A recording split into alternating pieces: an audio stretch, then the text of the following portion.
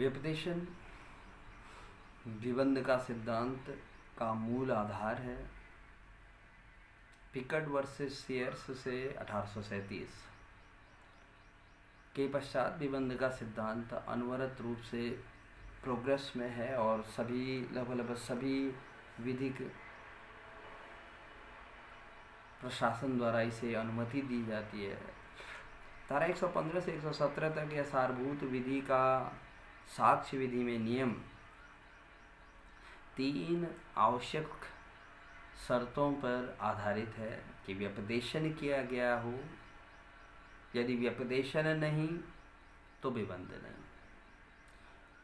दूसरा, व्यपदेशन के आधार पर कोई कार्य किया जाए, वस्तु स्थिति में परिवर्तन किया जाए। और तीसरा, ऐसी वस्तु स्थिति में परिवर्तन या ऐसा कार्य व्यपदेशन कर्ता के हित के विपरीत हो। व्यपदेशन पहला रिप्रेजेंटेशन है। व्यपदेशन किसी भी तरीके से किया जा सकता है। कोई भी ऐसा कार्य जो कि दूसरे व्यक्ति के मन में विश्वास पैदा कर दे कि कोई वस्तु स्थिति अस्तित्व में है, कोई वस्तु स्थिति सही है। और धारा 115 यह स्पष्ट करती है कि व्यपदेशन कथन के द्वारा, कार्य के द्वारा, लोप के द्वारा, घोषणा के द्वारा या आचरण द्वारा किसी भी परिस्थिति के रूप में हो सकता है। आचरण द्वारा व्यपदेशन का इंटरेस्टिंग केस या लीडिंग केस शरत चंद्र डे वर्सेस गोपाल चंद्र लाहा है। इस केस में एक मुस्लिम व्यक्ति अपना एक लड़का, लड़की और उनकी माता को छोड़कर, कुछ प्रॉपर्टी छोड़कर एक्सपायर कर जाता है। सारी प्रॉपर्टी माता जी के कब्जे में है, अर्थात लड़के की भी प्रॉपर्टी, लड़की की भी हिस्से की प्रॉपर्टी माता जी के कब्जे में है। इसी बीच उनकी माँ उस प्रॉपर्टी को, जिनमें लड़के और लड़की का हिस्सा भी है, बंधक कर देती है। बंधक की सारी कार्रवाई लड़के के द्वारा की जाती है और बंधक ग्रहीता का हित इस केस में परचेज किया जाता है बंधक ग्रहीता का हित, जो कि लड़के के ही माध्यम से होता है। लड़का लड़की दोनों की संपत्ति माता के कब्जे में है और माता ने बंधक किया है, लड़के के माध्यम से किया है। और इसके पश्चात लड़का लड़की की संपत्ति का हित का ट्रांसफर गोपाल चंद्र लाहा को कर दिया जाता है, जो कि प्लेंटिफ है। शरत चंद्र डे के द्वारा बंधक ग्रहीता से हित खरीदा गया है और प्रॉपर्टी जो अब ट्रांसफ़र की जा रही है, प्रॉपर्टी का जो इंटरेस्ट है वो ट्रांसफ़र किया जा रहा है गोपाल चंद्र लाहा को। अब गोपाल चंद्र लाहा संपत्ति का कब्जा प्राप्त करने के लिए सूट करते हैं कि साहब मुझे पोजीशन दिया जाए। दूसरी ओर शरत चंद्र डे के विरुद्ध गोपाल चंद्र लाहा एस्टॉपल का तर्क पेश करता है, द्विबंध का तर्क पेश करता है। क्या तर्क पेश करता है कि उनकी माताजी और लड़का लड़की के हिस्सों को माताजी को द्विबंध करने का ट्रांसफ़र करने का कोई, बंधक करने का कोई अधिकार नहीं है। लड़का लड़की की प्रॉपर्टी अलग है और इस सीमा तक यह बंधक शून्य हो जाना चाहिए। यह इस सीमा तक शून्य हो जाना चाहिए। दूसरी ओर कहा जा रहा है कि लड़का और लड़की दोनों ही को यह कहने का अधिकार नहीं है कि बंधक शून्य है। कारण साफ है कि बंधक करते समय लड़का सारी कार्रवाइयों का निर्वहन कर रहा है। उसकी माँ के पास प्रॉपर्टी है, उसकी माँ ने प्रॉपर्टी बंधक की है, और यदि यह एक प्रकार से ऐसा व्यपदेशन है जो उनकी माँ को बंधक करने का अधिकार देता है। और यदि उनकी माताजी ने व्यपदेशन किया है तो जो वादी है वह भी व्यपदेशन ही पाएगा, खरीदने वाले भी उसी तरीके से बाध्य हो जाएंगे। यानी कि बंधक ग्रहीता से जो हित खरीदता है वह भी उसी तरीके से बाध्य होगा। अब क्वेश्चन ये था कि क्या गोपाल चंद्र लाहा किसी विबंध से बाध्य है अथवा नहीं, क्योंकि गोपाल चंद्र लाहा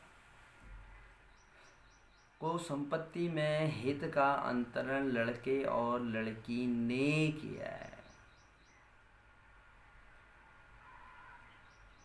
बंधक वैलिड है या इनवैलिड है, ऐसे कुछ क्वेश्चन आ रहे हैं। व्यपदेशन माँ को बंधक करने का अधिकार है। यह व्यपदेशन यदि है, रिप्रेजेंटेशन है, तो बंधकदार ने इस व्यपदेशन पर विश्वास किया और बंधक लिया। और लड़का लड़की क्या इस विबंध से बाध्य हैं या नहीं, तो आंसर है साहब लड़का लड़की भी उसी तरीके से विबंध से बाध्य हो जाएंगे। तो उनके हित खरीदने वाले व्यक्ति भी बाध्य हो जाएंगे, अर्थात गोपाल चंद्र लाहा भी बाध्य हो जाएगा। अब क्वेश्चन उठता है कि क्या गोपाल चंद्र लाहा किसी विबंध से बाध्य है अथवा नहीं। देन कोर्ट के सामने जब प्रश्न आता है तो कोर्ट कहती है कि विबंध के सिद्धांत से केवल लड़का बाध्य है, ना कि लड़की। और लड़के के हित की सीमा तक गोपाल चंद्र लाहा भी बाध्य हो जाएगा, परंतु लड़की ने कोई विबंध नहीं किया है, ना ही वह विबंध की कोई पक्षकार है।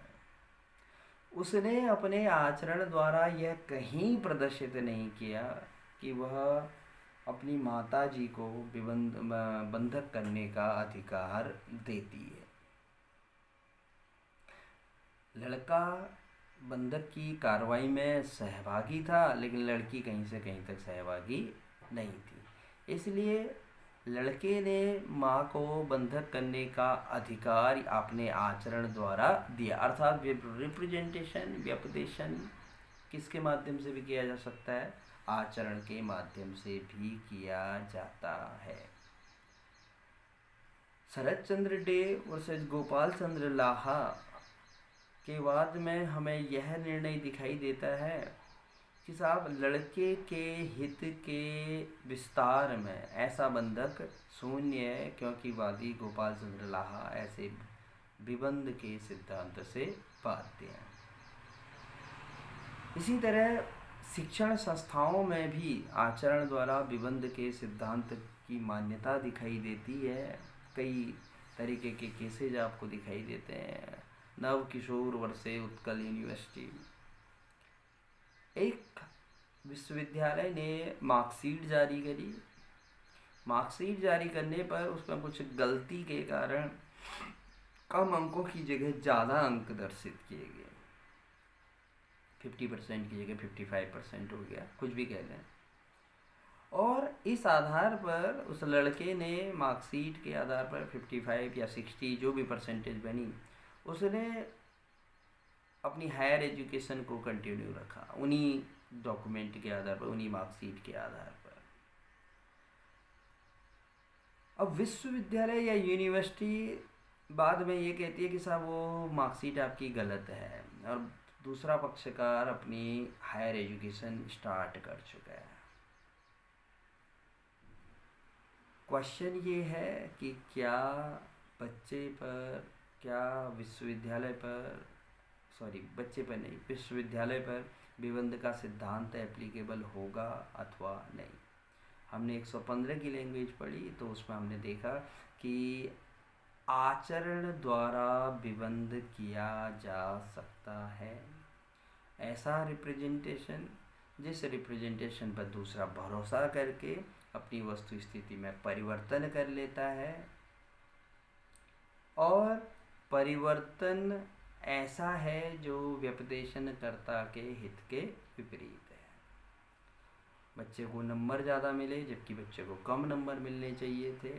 वस्तु स्थिति उसके अंकपत्र में दिखाई गई कि आप फला यानी कि कोई भी परसेंटेज लेते हैं 60% के लिए एलिजिबल हैं, और बाद में कहा जाता है आप 60% के लिए एलिजिबल नहीं है बल्कि 55% या 50% के लिए एलिजिबल हैं। आपके अंक 55% हैं, आपके अंक 60% नहीं हैं। बाद में विश्वविद्यालय ये कहना चाह रहा है। लेकिन दूसरी ओर ऐसे विश्वास पर, ऐसे व्यपदेशन पर विद्यार्थी ने अपनी हायर एजुकेशन स्टार्ट कर दी है। जब उसने अपनी हायर एजुकेशन स्टार्ट कर दी है तो यह एक व्यपदेशन पर विश्वास करके अपनी वस्तु स्थिति में परिवर्तन कर देना है, और विश्वविद्यालय को यह कहने की अनुमति नहीं होनी चाहिए। न्यायालय ने कहा कि यह विबंध का सिद्धांत लागू होता है। न्यायालय ने एक बात और कही कि जो एरर है, गलती है, वह ऐसी गलती होती जिसका एहसास, जिसके बारे में जानकारी बहुत लोगों को होती, केवल और केवल विश्वविद्यालय को न होती। अर्थात पक्षकार को भी यदि वह गलती का एहसास होता, पक्षकार को भी उस गलती के बारे में जानकारी होती, तब तो विबंध का सिद्धांत एप्लीकेबल नहीं होता।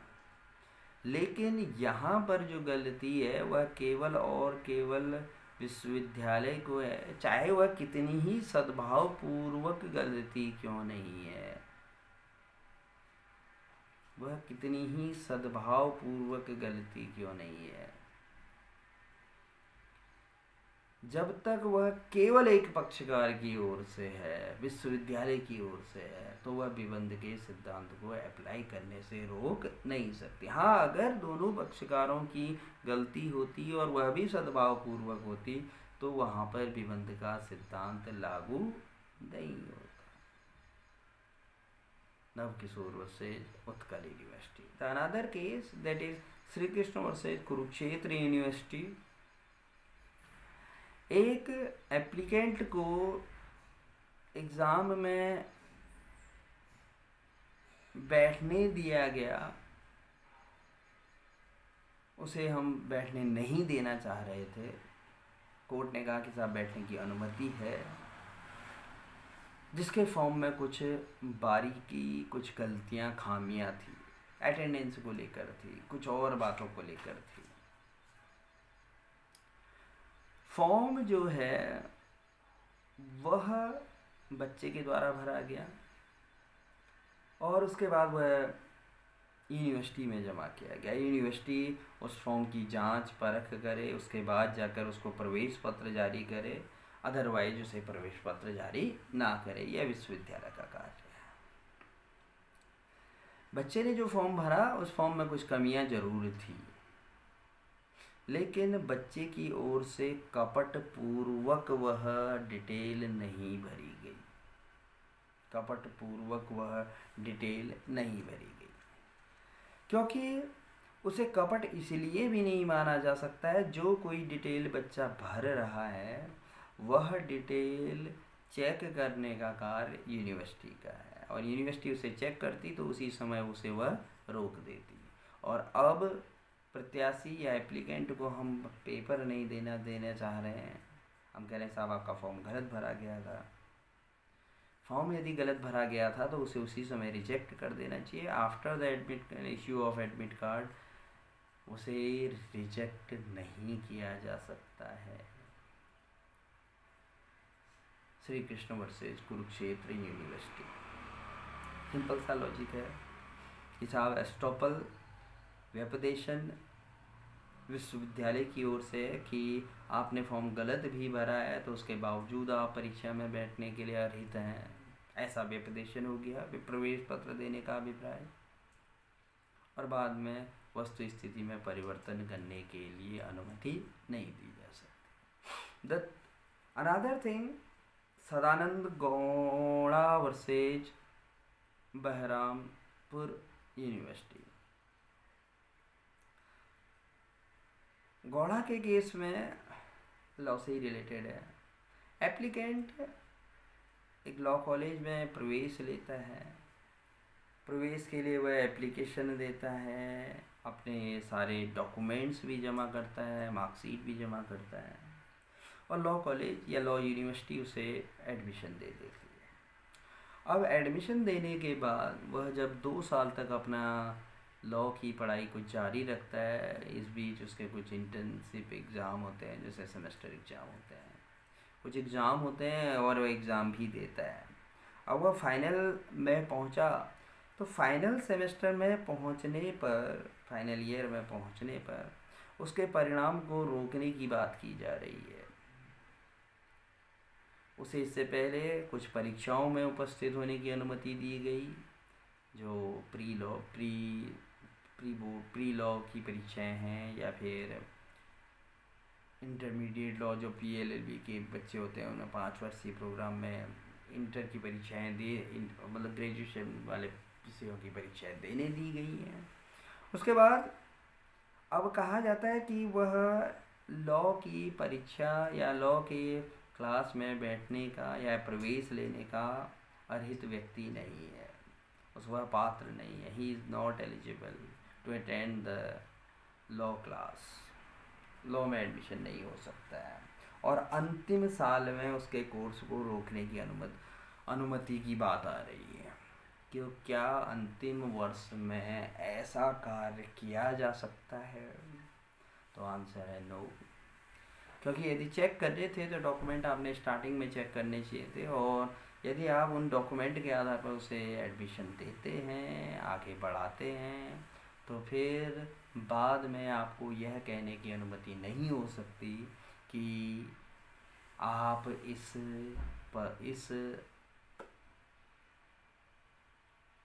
शिक्षा के लिए अर्हित नहीं है। 3 पिकेट वर्सेस शेयर्स, जिससे हम समझते हैं विबंध का सिद्धांत कैसे उत्पन्न होता है। शरत चंद्र डे से गोपाल चंद्र लाहा, आचरण द्वारा व्यपदेशन। आचरण द्वारा ही व्यपदेशन का Nav Kishore versus Utkal university, Shri Krishna versus Kurukshetra university, और अंतिम में हमने सनातन गौड़ा वर्सेज बरहामपुर यूनिवर्सिटी का केस देखा। The another aspect which is necessary to settle for the use of doctrine of estoppel, या essential condition देखें तो वह है व्यपदेशन पर विश्वास करके दूसरे पक्षकार द्वारा वस्तु स्थिति में परिवर्तन करना, यानी कि कोई कार्य करना। जैसे अभी तक भी एग्जाम्पल देखे आपने, शरत चंद्र डे विबंध का सिद्धांत, वह खरीदता है, बंधकदार बन जाता है, या फिर श्री कृष्ण वर्सेज कुरुक्षेत्र यूनिवर्सिटी में आप एडमिशन लेते हैं, एडमिशन को कंटिन्यू करते हैं, या उत्कल यूनिवर्सिटी के केस में आप हायर एजुकेशन में जाते हैं, या और सनातन के केस में लॉ का एडमिशन लेते हैं, लॉ की पढ़ाई को कंटिन्यू करते हैं।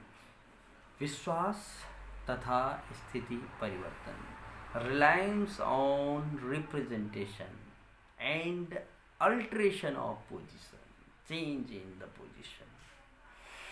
विबंध उत्पन्न होने के लिए जो दूसरी कंडीशन है वह है कि व्यपदेशन के आधार पर अपनी स्थिति में परिवर्तन किया गया हो। अब जैसे ही परिवर्तन किया जाए तो परिवर्तन करने के पश्चात व्यपदेशनकर्ता को अपनी बात बदलने का अवसर नहीं हो सकता, क्योंकि अब जो उसे हानि होने वाली है या कुछ और होने वाला है, उसके लिए वह अपनी पूर्व की बात को पलट नहीं सकता है। प्लेंटिफ यानी कि जो कह रहा है कि विबंध का सिद्धांत लागू होना चाहिए, वादी को यदि व्यपदेशन का ज्ञान हो जाए, नॉलेज हो जाए, और उसके बाद कोई कार्य करे, व्यपदेशन के ज्ञान के पश्चात कोई कार्य करे, व्यपदेशन किया गया और दूसरे पक्षकार द्वारा कोई कार्य किया गया,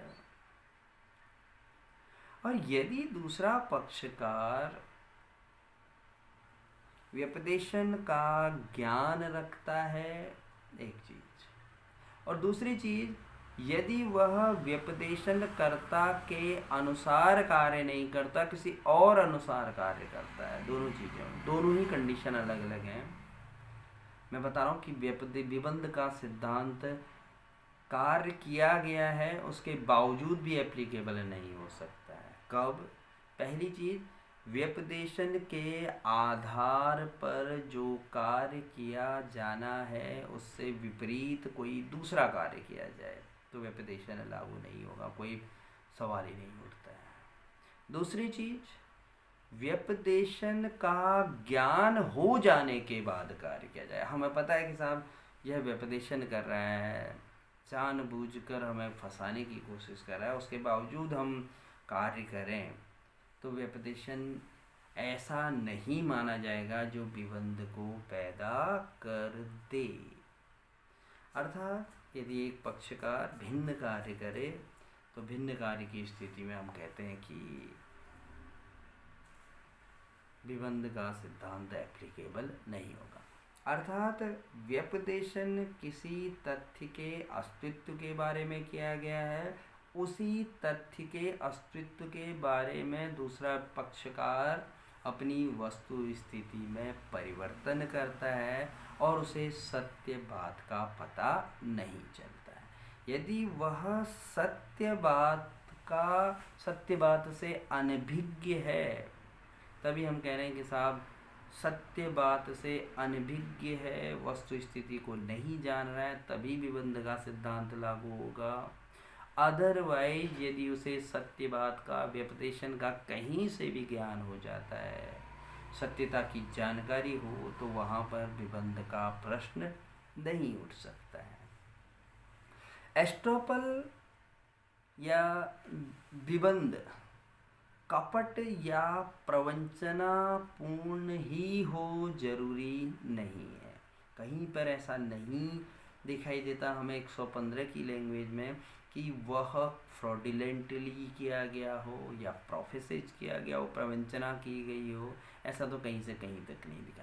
विबंध के सिद्धांत को लागू होने के लिए यह आवश्यक नहीं होता है कि व्यपदेशन या रिप्रेजेंटेशन फ्रॉडुलेंटली हो, धोखा देने के आशय से हो, या भय के आधार पर किया गया हो, भ्रम के आधार पर किया गया हो, किसी भी रूप में किया गया हो।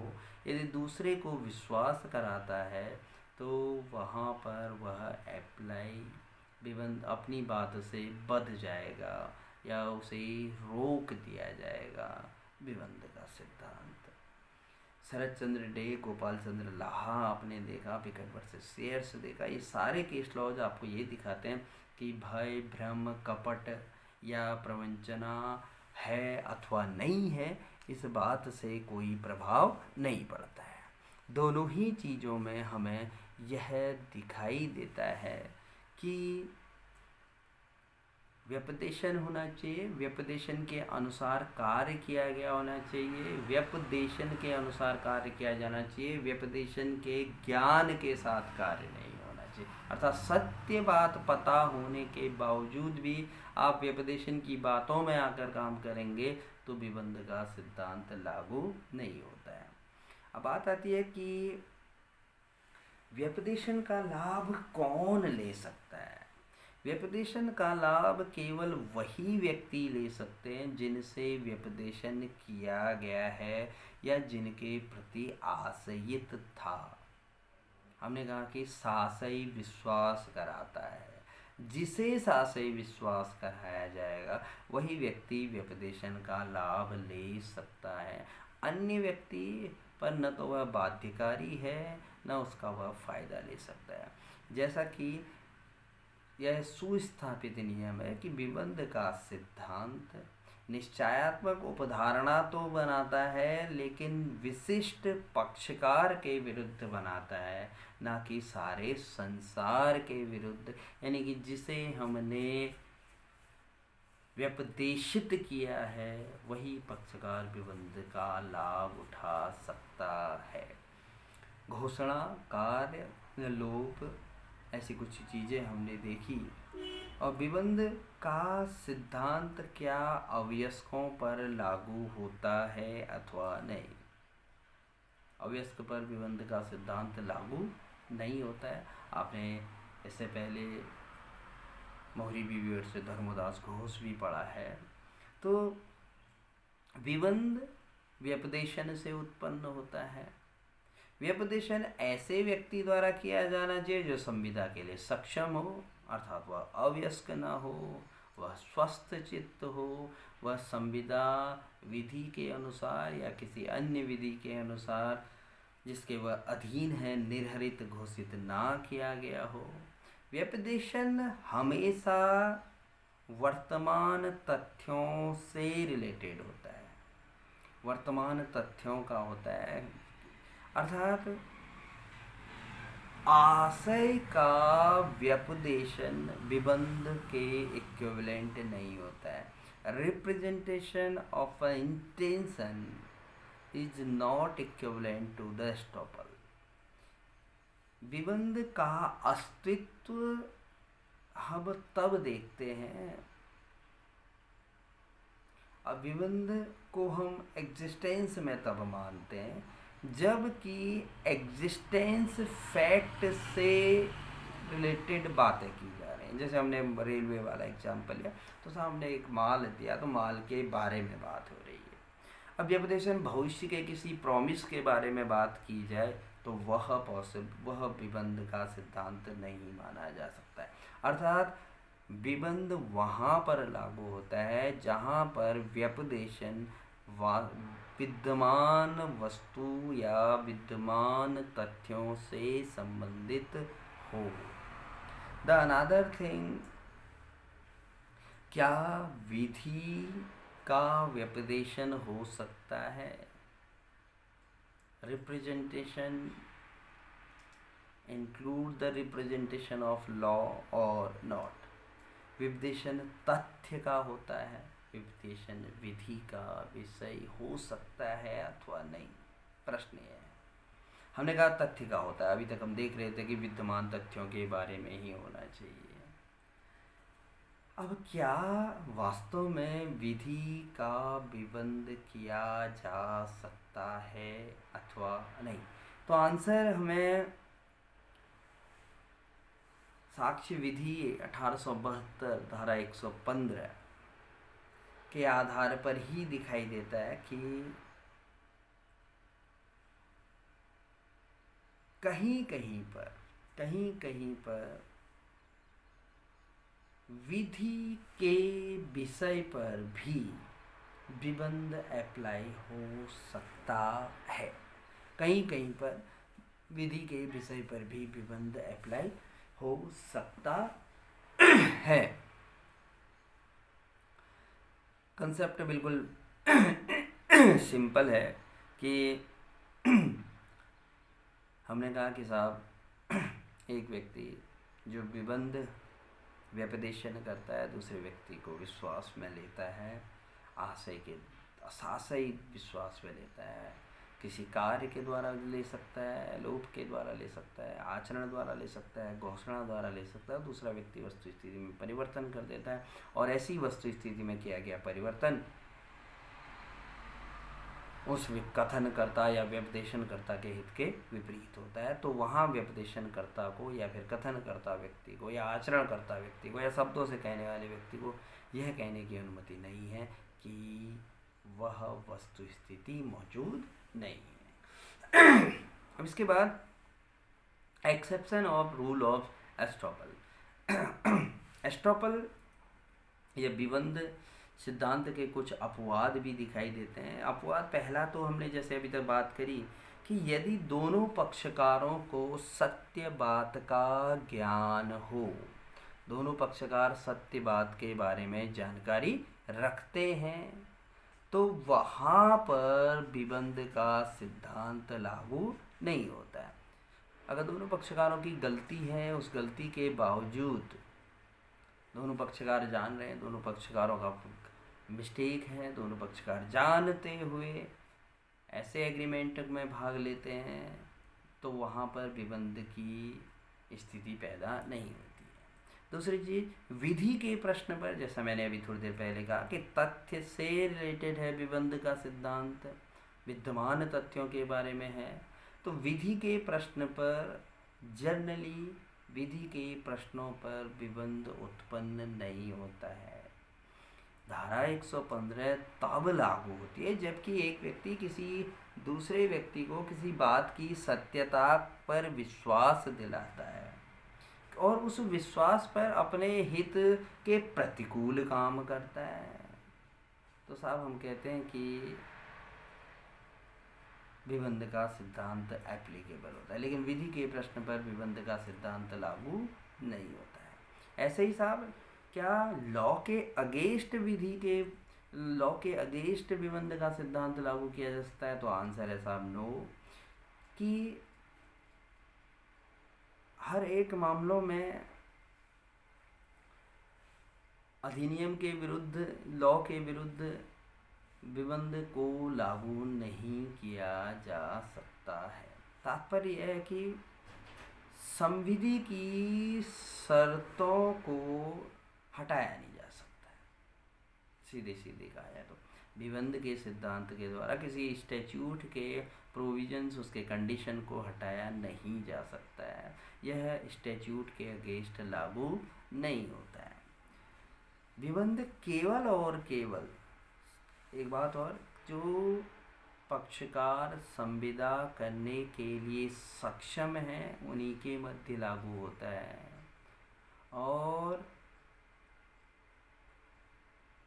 विधि का कोई भी नियम विबंध के सिद्धांत के आधार पर कभी भी रद्द नहीं किया जा सकता है। जैसे हम कहें कि एक अवयस्क मोहरी बीवी का केस, मोहरी बीवी के केस में माइनर था, माइनर ने गलत आयु बताई, उसके बाद एग्रीमेंट किया। अब एग्रीमेंट किया तो क्या उसको सही आयु बताने का अधिकार नहीं होगा? विधि तो उसे सही आयु बताने का अधिकार देती है, अर्थात विधि के विरुद्ध विबंध का सिद्धांत है। यद्यपि उसने अभी झूठ बोला है, कपट किया है, जो भी है, लेकिन वह बाद में अपनी सही आयु को बता सकता है।